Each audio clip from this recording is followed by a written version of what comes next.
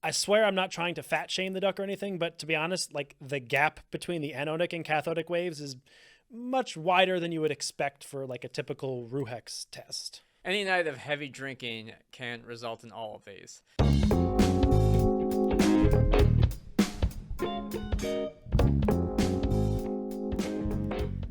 Welcome to the Electrochemistry Podcast, where we discuss all things electrochemistry. I'm your host, Dr. Alex Peroff, and with me is my co-host, Dr. Neil Spinner. On today's podcast, we are going to hear about Andre, who is a senior undergraduate who is working in a lab that is studying PEM fuel cell electrocatalysts. Andre is working under the guidance of a third-year graduate student, Martin, whose task is to offload as much of his graduate work onto Andre as possible. Andre is up to the challenge, although perhaps a little over his head. Martin has been developing various prospective electrocatalysts to serve as a replacement for platinum, and he's making Andre do all the electrocatalytic screening tests. After looking through the literature, Andre found a paper that suggests improved electrocatalytic activity at higher temperatures, and considering PEM fuel cells typically operate at 80 C, Andre thought he would impress Martin by adding some high temperature studies to go with the room temperature ones. Let's just say it didn't go so well. Instead of impressing Martin with new, beautiful voltammograms, Andre observed heavily tilted or slanted voltammograms that looked very strange. Even the room temperature tests now exhibited this tilted or slanted behavior, and Andre couldn't reproduce the initial experiments he did when he first started. Needless to say, both Andre and Martin are upset and confused. Well, at least Andre learned a very valuable lesson. Never try to impress anyone. Stay in your mediocre lane and life will be just fine. Initiative is for suckers. Undergrads are basically a wild card. Anything can happen in the lab. It's amazing to think we were one to undergrads and we were this bad. That's false. I was never an undergrad and I was never bad. You went straight from high school to graduate school? No. I was born into this job, like right away. No training required. You didn't pick up electrochemistry. Electrochemistry picked you. Oh, you think electrochemistry is your ally. You merely adopted it. I was born into it, molded by it. I didn't see an electron until I was already a man. Did you just reference the villain Bane, who wears a mask that heavily muffles his voice from the 2012 DC Comics movie, The Dark Knight Rises, directed by Christopher Nolan, starring Christian Bale and Tom Hardy? Why, yes, indeed. You have properly identified the movie reference. Now the question is, what are you going to do about it? Andre isn't the only one who can find the strength and perseverance to climb out of the pit of PEM fuel cell catalysts. Then Andre and you have both come all this way, only to fail. Yeah, you're probably right. PEM fuel cell catalysts are the worst. They sure are, Batman. But unfortunately for Andre, Martin, and, well, now us, they don't seem to be going away as quickly as, well, Batman apparently can, travel 980 miles off the coast of New York City in like 55 seconds with a nuclear bomb to avoid having any casualties. So let's dig into this nightmare. So give me some details about his experimental setup. So it looks like they were using a glassy carbon electrode with a Teflon shroud in dilute sulfuric acid with a graphite rod counter electrode and a mercury sulfate reference electrode. Pretty standard stuff for PEM fuel cell research. The only major difference is whether the catalyst that they're using and Andre's heat treatment, which they are heating up the solution to about 80 degrees C while running experiments. And, for those listening who are American, that means he's heating it up to approximately 4.3 times the temperature of Dwayne "The Rock" Johnson's forehead temperature after a workout. Because Americans will do anything to avoid using the metric system. Yeah, and the outer diameter of the glassy carbon is 2 snap peas long. Can't be bothered with the metric system or the imperial system for that matter. Yeah, precisely. So now that we've got this perfectly well characterized for the average American scientist, the procedure usually involves propping the glassy carbon electrode upside down and then casting this thin film of, the PEM electrocatalyst in some kind of ink and then letting it dry to make that film so you can run these electrocatalyst screening tests. So it seems like you're saying that Andre did all that and then he did high temperature tests and he's seeing these issues. Now, one thing I think we almost always suggest to customers in our job, right, when they they start seeing weird results and they tell us why is their data looking strange, is to revert to something more controlled and easy, like say a dummy cell test, or at most like a well-known chemical redox system. Correct. So we want to isolate the different aspects of the electrochemical system to isolate the problem. So with that dummy cell test you mentioned, we first want to make sure that the potentiostat is operating correctly before even looking at the chemical system. Yeah, that's spot on. So the good news with Andre is that my sources tell me that he did run a dummy cell test, which verified the potentiostat is still working properly and is most likely not the source of his trouble. And for those of you who are new to the podcast and electrochemistry and are unfamiliar with what a dummy cell is, very briefly, a dummy cell is a simple electrical circuit, even as simple as a resistor that you can connect to your potentiostat to see if the potentiostat can reproduce physics. If the potentiostat can reproduce physics from simple, well-behaved circuits, then we know that the potentiostat isn't the issue. And in this case, because the dummy cell test worked, the next question is whether the electrodes or the electrochemical cell are problematic. And not to beat the deadest horse even deader, this makes yet another case where, shocker, the potentiostat is not broken.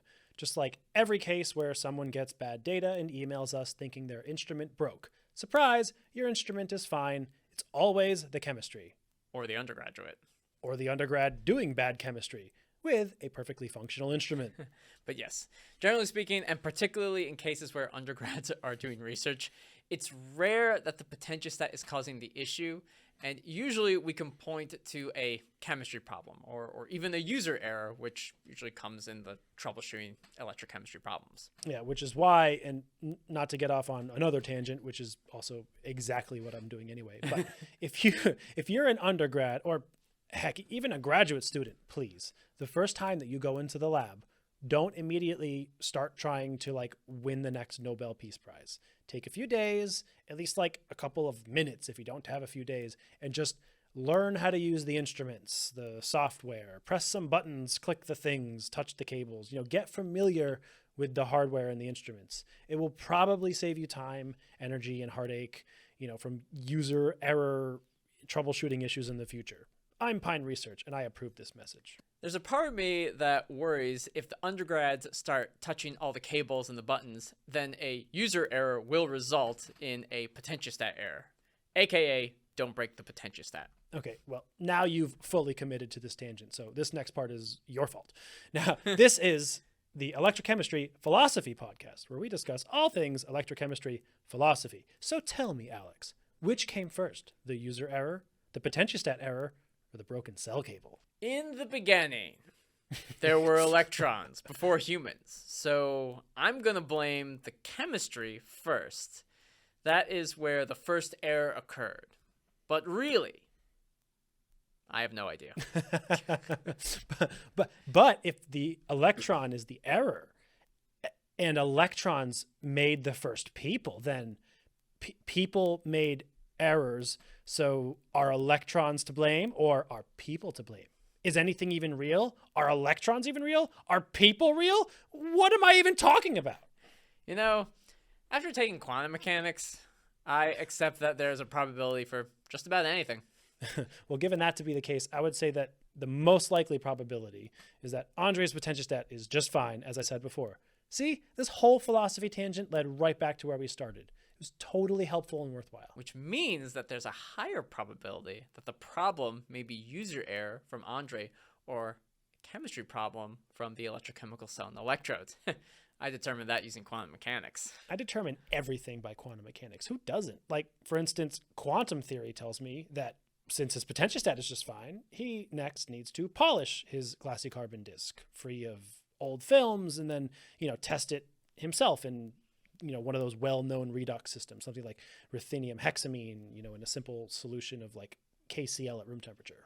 Yeah, this is a good way to test if any of the electrodes, working reference, or counter are behaving correctly. So Andre needs to set this up and perform a cyclic voltammetry experiment. Ruthenium hexamine is a very well-behaved, reversible single electron system and should give you a standard duck-shaped voltammogram with approximately 59 millivolt peak separation between the anodic and the cathodic waves, which should look kind of symmetrical. So what kind of results did he observe?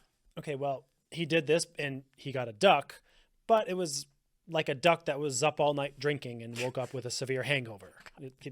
This duck is not doing well, is my point. It's definitely not symmetrical. It's all warped and tilted and falling over. And, well, I swear I'm not trying to fat shame the duck or anything, but to be honest, like the gap between the anodic and cathodic waves is much wider than you would expect for like a typical Ruhex test.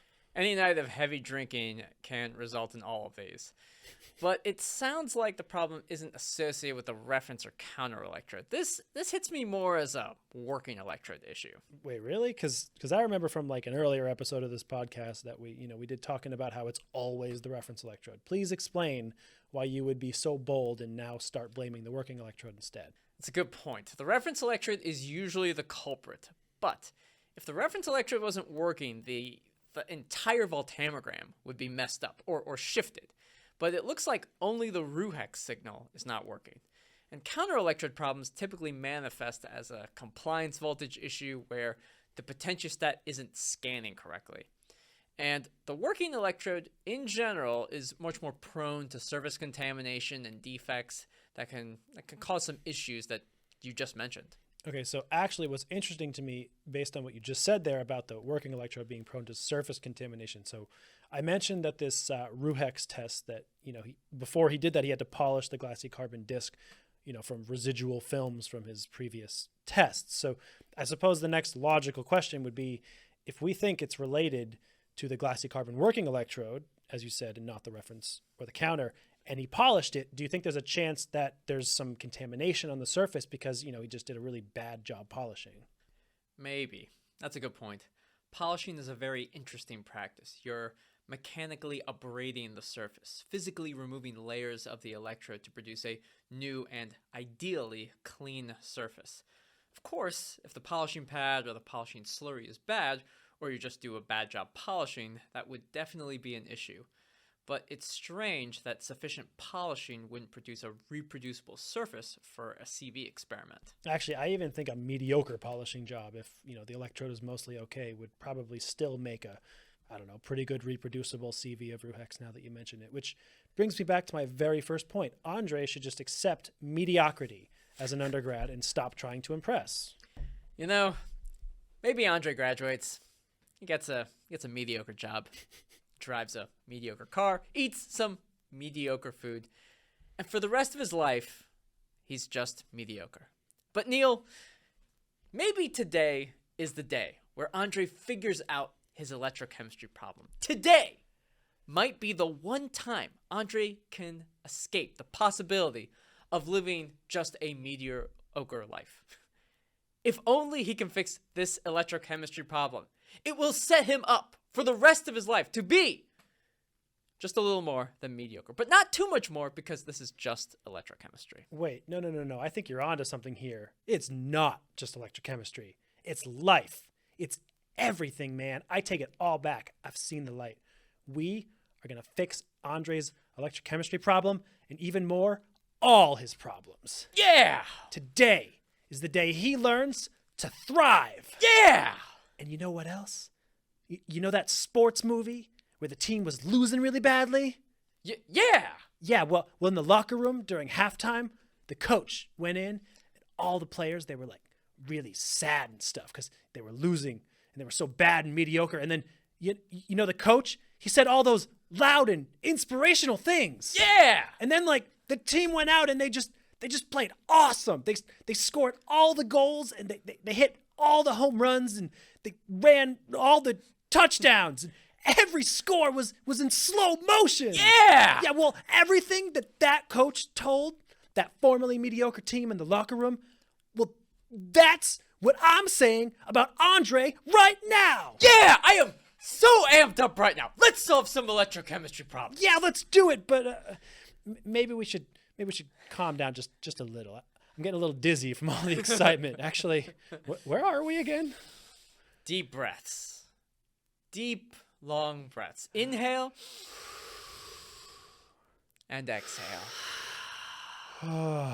Okay. I think there's oxygen back in my brain and I'm back to normal. So I think we were saying polishing's probably not the issue here.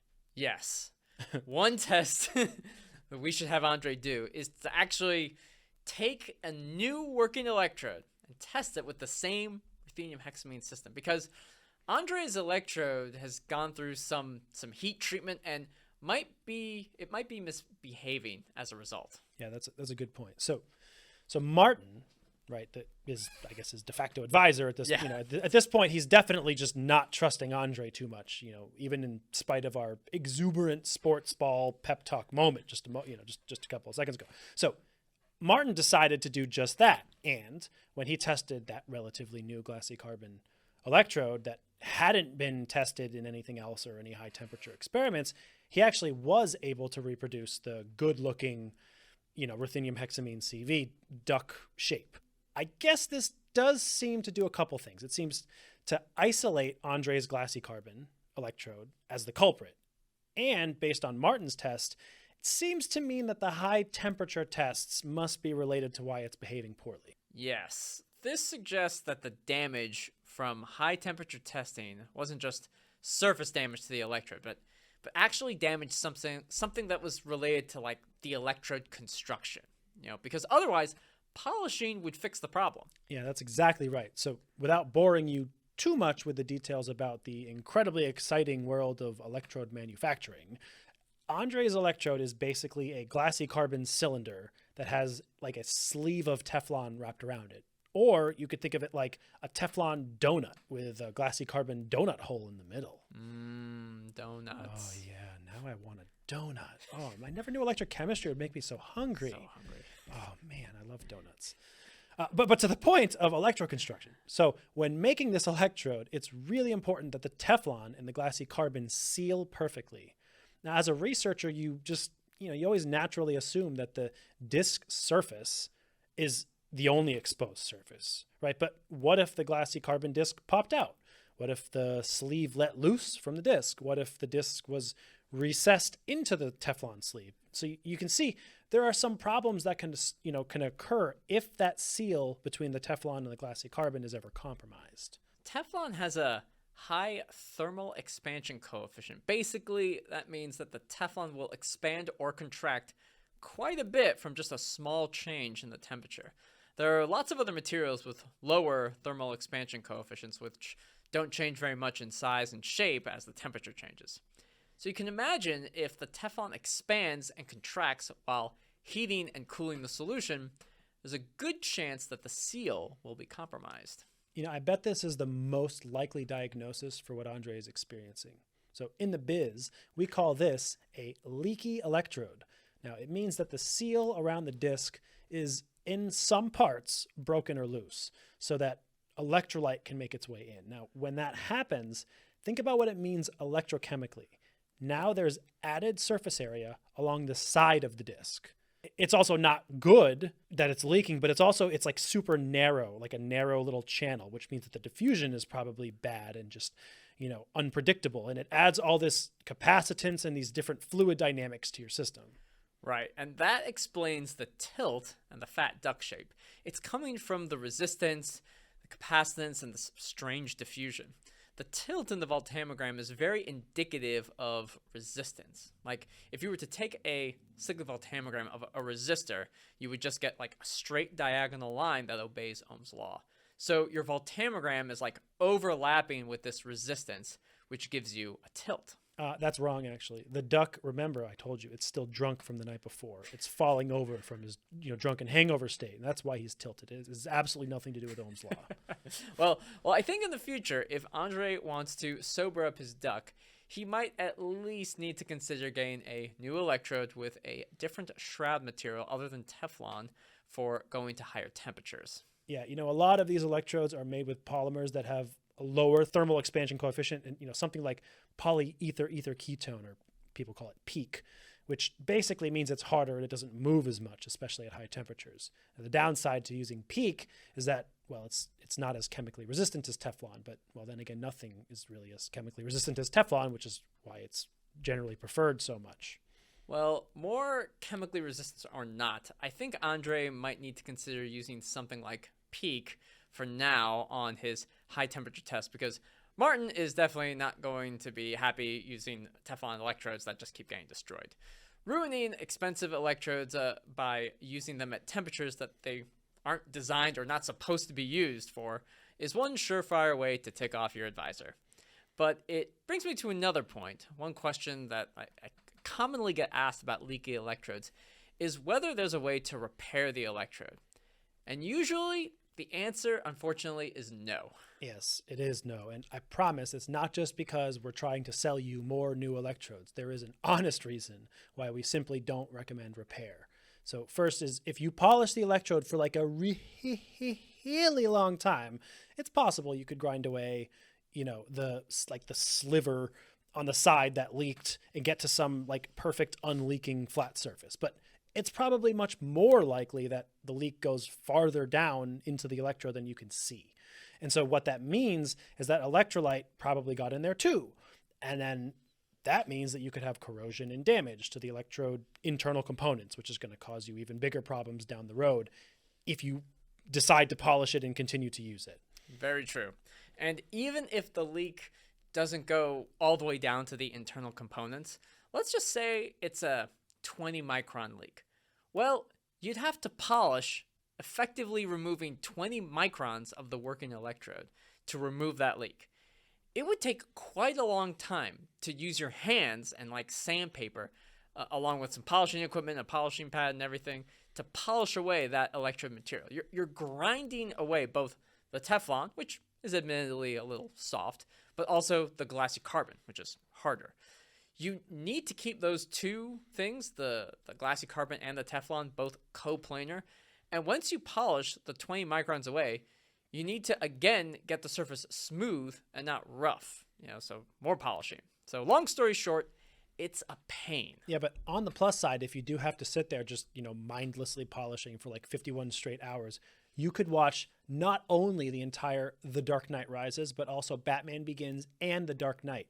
You just knock out the whole trilogy while you polish. Then, after you're done with that, you can move on to like every sports ball movie and give yourself that much needed inspirational locker room pep talk to keep you going.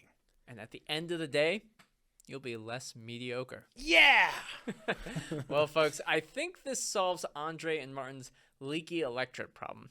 Thanks for tuning in, and now a word from our sponsors. At approximately 0800 hours, we detected an unauthorized access to a high-end military facility in Crofstonia, 50 clicks from our nearest base. The perpetrator was seen leaving the facility with one of these. What is that? That is a potentiostat, and it's a matter of national security that we get it back. Oh my gosh. What are we going to do? Who can get it back?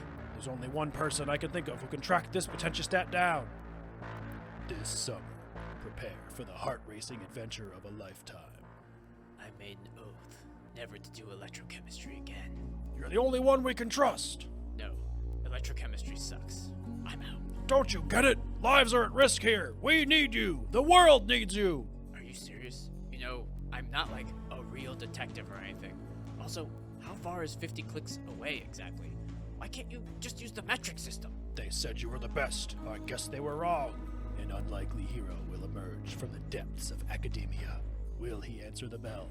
Do you know what will happen if I disconnect this counter electrode? Your whole experiment will die.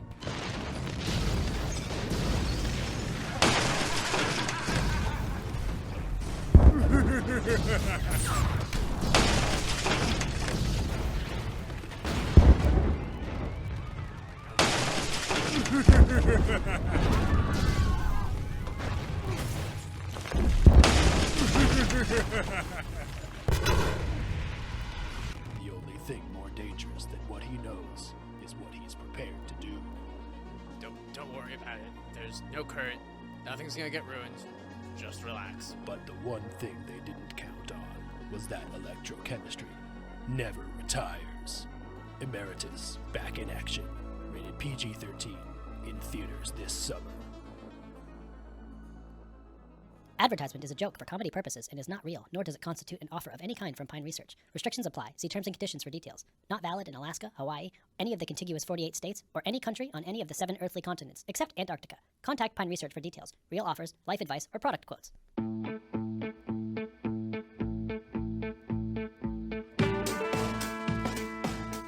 Hey everyone, welcome to another exciting game of Password, Electrochemistry Edition.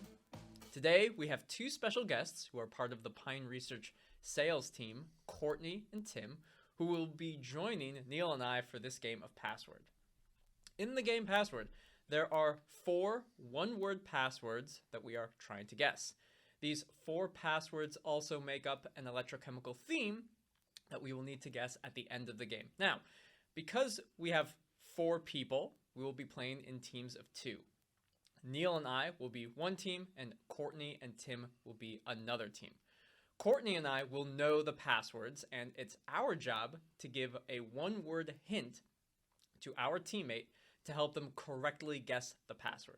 Now, after one team guesses the password incorrectly, the other team has a chance to provide a hint to their partner to correctly guess the password. Whichever team guesses the most passwords correctly gets bragging rights in the office.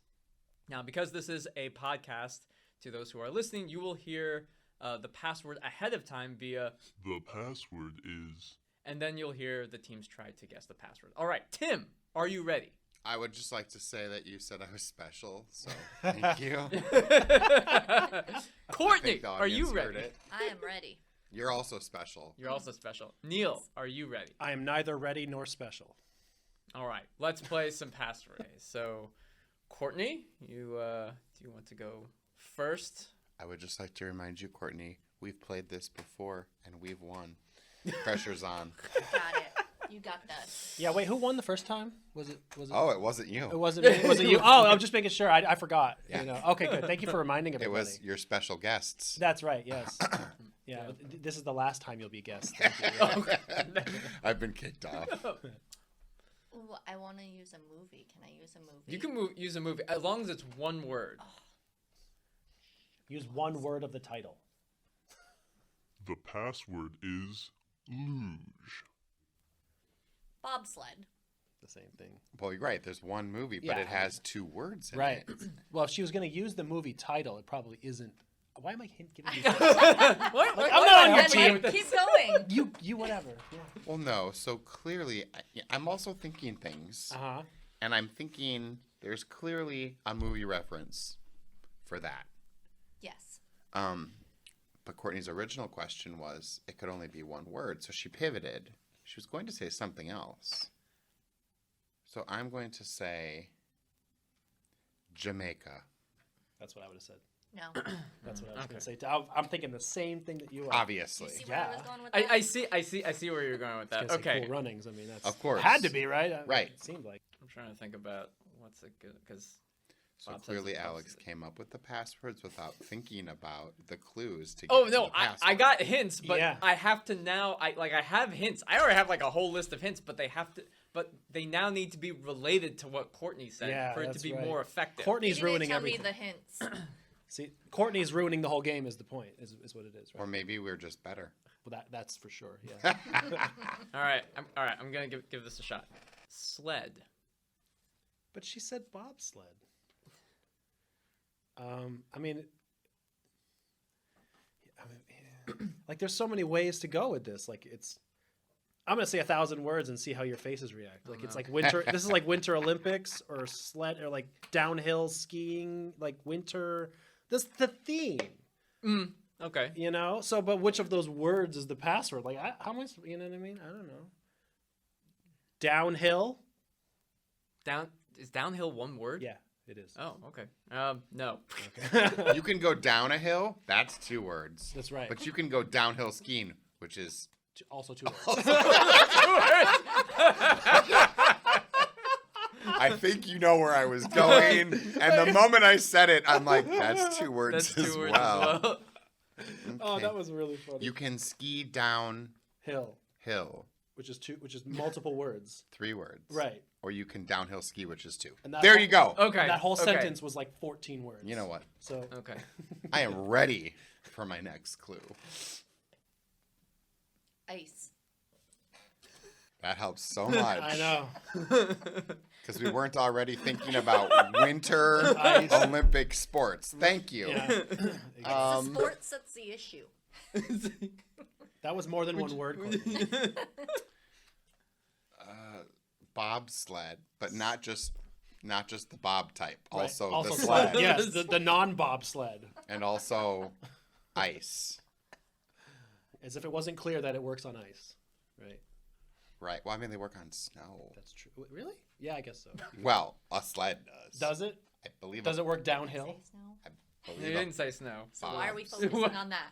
because you said ice. I think Tim and I are ganging up against both of you. Okay, ice, bobsled, and sled. Such very, regulars. very different helpful clues. Why I think aren't- the next one should be frozen water. just to be clear. That's No, 2 it's words. Oh, it's 2 That's words. 2 Forget it. words. Sorry, we can't. Yep. Well, forgive me. The sports ball reference, This is flag, the struggle. flag or whatever here, delay of game. Yeah. Yes, that's me. 5-yard Guilty as penalty. charged. Yes, end zone hoopla, 3-point conversion business is happening here. You are a sports ball hero. Foul. That's Home Oh, run. That's true. Yeah. This one is not geared towards Tim.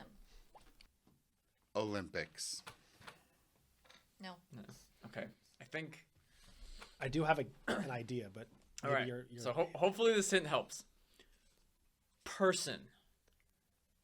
oh boy. That hint did not help. Like there's Didn't help me. It didn't help you. And you know the password. Yep. luge. Yes. Okay. Yes. Oh. luge.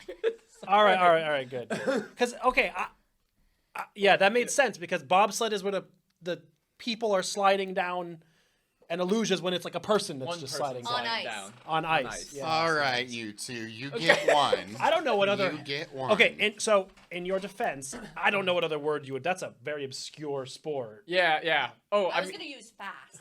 That Yeah, was that- my next one. Yeah, I don't know. I can't. I would have a hard time. but you got it. On the other hand, why would you pick that as a password? That's impossible.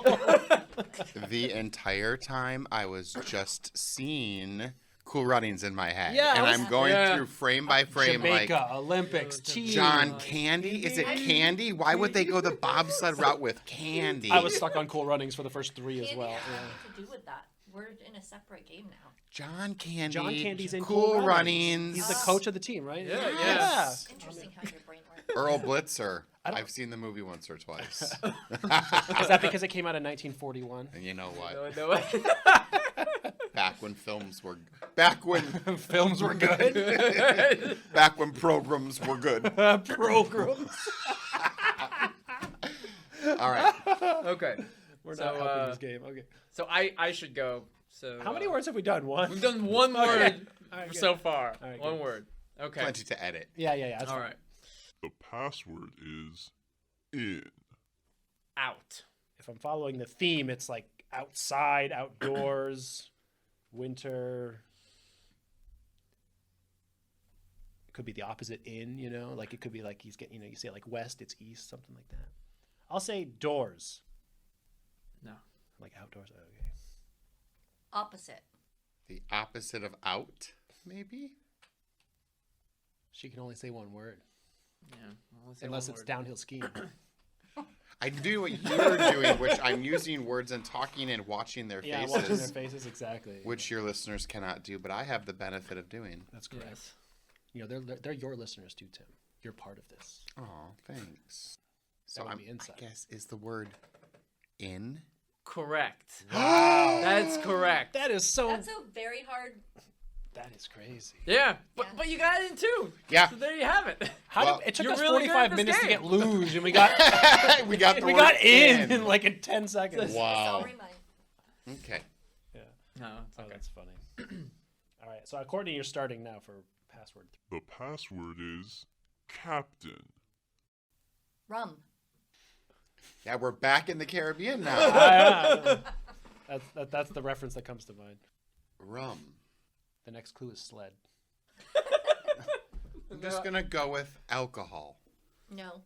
Oh. Thinking we were going in a Yeah, Science seems- chemistry direction.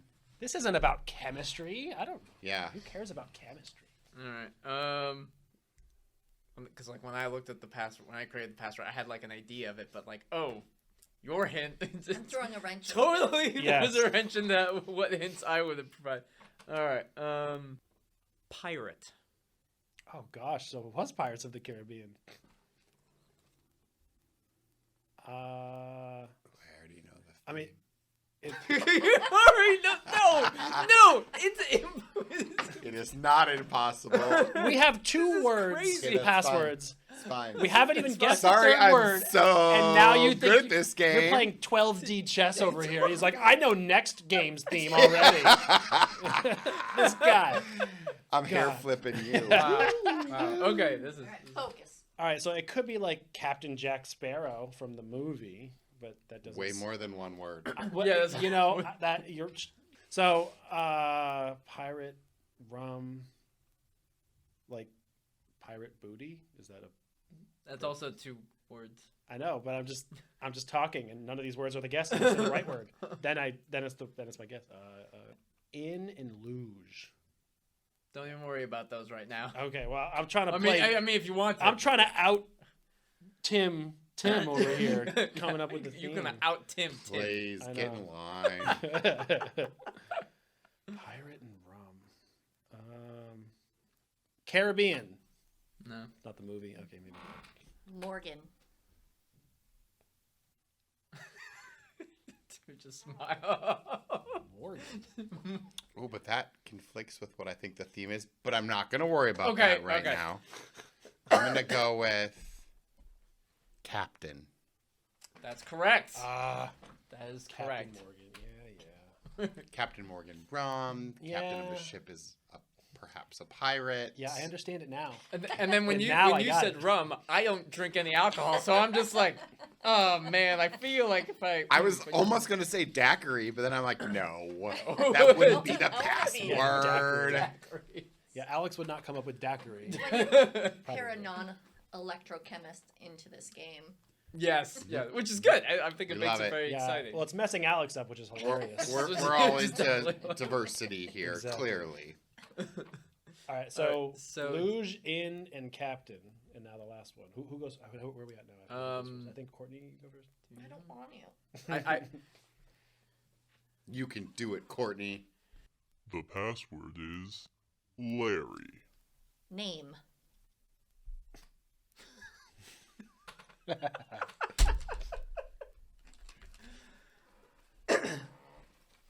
Pull on your electrochemist stuff. I'm gonna go with Aaron. No. There's a reason for that. I'll explain it later. I can't wait. Mm-hmm. all right. So Neil, Yeah. look at me. Yes. Okay. I'm looking at you. Bird, Oh, Larry. Larry. That's borderline cheating. But what? Oh, for sure. He pretended to shoot a basketball for those who. Yeah. It all makes sense, but I will tell you, Yeah. I definitely do know the you theme. do know the thing. Bam! Well, then I'm Okay. gonna try to guess it before you Yes. can. give Okay, it all right. away. The electrochemical theme. All right. So the words are luge, in, something, and Larry. What was the last? Captain. Captain. Larry, Captain, luge, and in. Tim is being very patient. Yeah, those were very patient. I mean, Larry Faulkner is the author of the book. That doesn't work with luge. Does Larry Faulkner like the Winter Olympics? I don't know. All right, you go. I don't know. I can't think of it. So, I am fascinated by this. So, listeners, I can see on Neil's face, my friend and colleague, that he's analytically going through what do these things have to do with each other. He's am. thinking about it entirely from a functional engineering perspective. As I am wont to do. That is not what will lead you to the answer in this case. Please enlighten me, dear friend. We know it's pronounced luge, but what if I said because I didn't know how it was pronounced if I said. No. What if, Now I get it. what if I said Lug? Oh no, it's So it's very clearly. Lugan capillary. Yes. Lug in. I mean, Captain Larry. I don't even need to ask, but we're right, aren't we? You are right. That Lugan is capillary. amazing. That is amazing.